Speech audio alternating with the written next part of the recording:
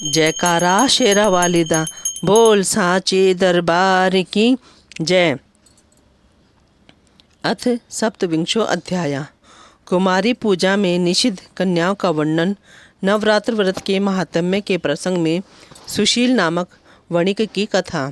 व्याजी बोले, हे राजन, जो कन्या किसी अंग से हीन हो, कोढ़ तथा घाव युक्त हो, जिसके शरीर के किसी अंग से दुर्गंध आती हो और जो विशाल कुल में उत्पन्न हुई हो, ऐसी कन्या का पूजा में परित्याग कर देना चाहिए।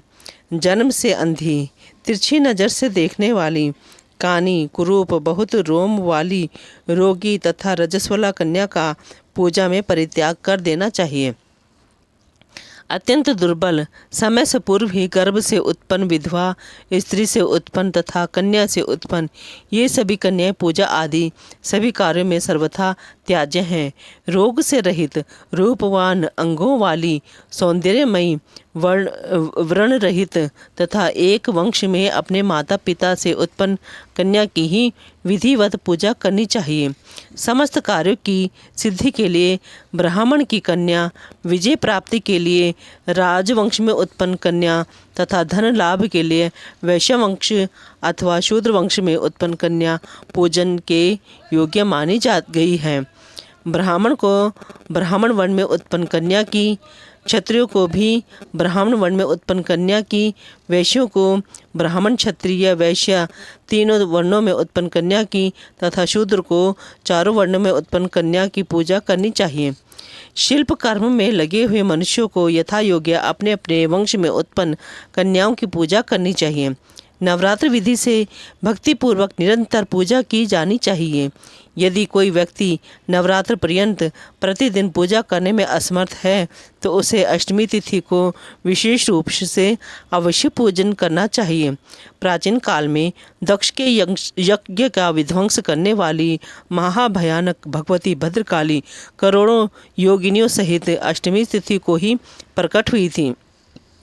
अतः अष्टमी को विशेष विधान से सदा भगवती की पूजा करनी चाहिए।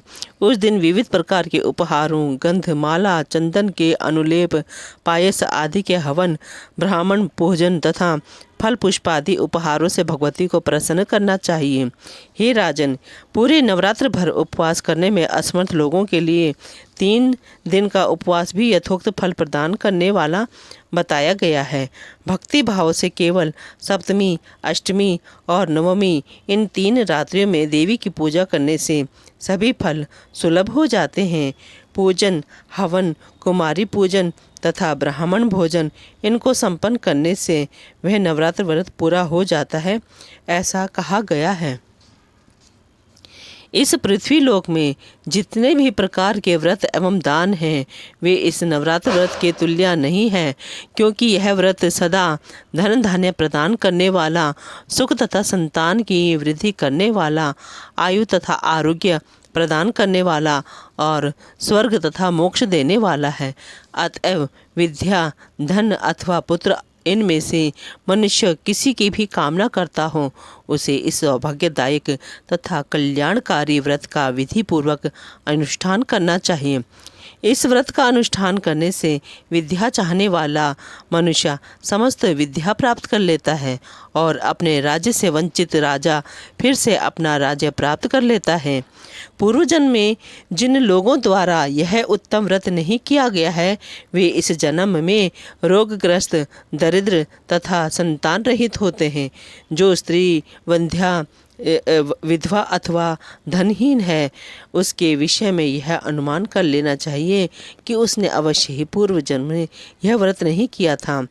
इस पृथ्वी लोक में जिस प्राणी ने उक्त नवरात्र व्रत का अनुष्ठान नहीं किया, वह इस लोक में वैभव प्राप्त करके स्वर्ग में आनंद कैसे प्राप्त कर सकता है। जिसने लाल चंदन मिश्रित कोमल बिल्व पत्रों से भगवानी जगदम्बा की पूजा की है, वह इस पृथ्वी पर राजा होता है। जिस मनुष्य ने दुख तथा संताप का नाश करने वाली, सिद्धियां देने वाली, जगत में सर्वश्रेष्ठ, शाश्वत तथा कल्याण स्वरूपिणी भगवती की उपासना नहीं की, वह इस पृथ्वी तल पर सदा ही अनेक प्रकार के कष्टों से ग्रस्त, दरिद्र तथा शत्रुओं से पीड़ित रहता है। विष्णु, रुद्र, इंद्र, ब्रह्मा, अग्नि, कुबेर, वरुण तथा सूर्य समस्त कामनाओं से परिपूर्ण होकर हर्ष के साथ जिन भगवती का ध्यान करते हैं, उन देवी चंडिका का ध्यान मनुष्य क्यों नहीं करते। देवगण इनके स्वाहा नाम मंत्र के प्रभाव से तथा पितृगण स्वधा नाम मंत्र के प्रभाव से तृप्त होते हैं। इसीलिए महान मुनिजन प्रसन्नतापूर्वक सभी यज्ञों तथा श्राद्ध कर्मों में मंत्रों के साथ स्वाहा एवं स्वधा नामों का उच्चारण करते हैं। जिनकी इच्छा से ब्रह्मा इस विश्व का सृजन करते हैं, भगवान विष्णु अनेक विध अवतार लेते हैं और शंकर जी जगत को भस्मसात करते हैं, उन कल्याणकारिणी भगवती को मनुष्य क्यों नहीं भजता। सभी भुवनों में कोई भी ऐसा देवता, मनुष्य, पक्षी, सर्प, गंधर्व, राक्षस, पिशाच एवं पर्वत नहीं है जो उन भगवती की शक्ति के बिना अपनी इच्छा से शक्ति संपन्न होकर स्पंदित होने में समर्थ हों। सभी कामनाओं को पूर्ण करने वाली उन कल्याणदायिनी चंडिका की सेवा भला कौन नहीं करेगा। चारों प्रकार के पुरुषार्थों धर्म, अर्थ, काम और मोक्ष को चाहने वाला कौन प्राणी उन भगवती के नवरात्र व्रत का अनुष्ठान नहीं करेगा। यदि कोई महापापी भी नवरात्र व्रत करे तो वह समस्त पापों से मुक्ति पा लेता है। इसमें लेश मात्र भी विचार नहीं करना चाहिए। हे नृपश्रेष्ठ, पूर्व काल में कौशल देश में दीन, धनहीन, अत्यंत दुखी एवं विशाल कुटुंब वाला एक वैश्य रहता था। उसकी अनेक संतानें थीं। उन जो धनाभाव के कारण क्षुधा से पीड़ित रहा करती थीं। सायंकाल में उसके लड़कों को खाने के लिए कुछ मिल जाता था तथा वह भी कुछ खा लेता था। इस प्रकार वह वणिक भूखा रहते हुए सर्वदा दूसरों का काम करके धैर्यपूर्वक परिवार का पालन पोषण कर रहा था।